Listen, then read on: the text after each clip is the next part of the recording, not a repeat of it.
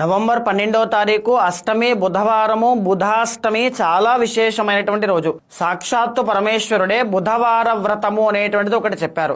ఎవరైతే వ్యాపారం చేస్తున్నారో, ఎవరైతే కలియుగంలో ఎన్ని పూజలు చేసినా, ఎన్ని వ్రతాలు చేసినా, ఎంత జపము చేసినా, ఎంత సాధన చేసినా, ఎంత కష్టపడినా ఎలాంటి రిజల్ట్స్ లేక బాధపడుతూ ఉన్న వాళ్ళకి డబ్బు రావాలి అన్నా, వ్యాపారం పెరగాలి అన్నా, వ్యవసాయంలో ముందుకు వెళ్ళాలి అన్నా, కమ్యూనికేషన్ డిపార్ట్మెంట్ అండి, ఎనీథింగ్ ఎక్స్పాండ్ అవ్వాలి అనేటువంటిది ఏదైనా ఉంటే బుధవార వ్రతము అనేటువంటిది బుధవారం నాడు బుధాష్టమి రోజు ఆచరించాలి.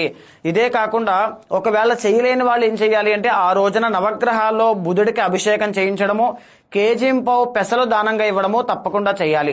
విశేషించి ప్రజెంట్ టైంలో ఇప్పుడు నడుస్తున్నటువంటి కర్కాటక రాశి వాళ్ళకి, తులారాశి వాళ్ళకి, కన్యా రాశి వాళ్ళకి, ధనస్సు రాశి వాళ్ళకి, మీన రాశి వాళ్ళకి బుధుడి యొక్క బలము అనేటువంటిది లేదు. కాబట్టి తప్పకుండా ఈ 12వ తారీఖున బుధుడికి సంబంధించినటువంటి అభిషేకం చేయండి, అష్టోత్తరాన్ని చదవండి.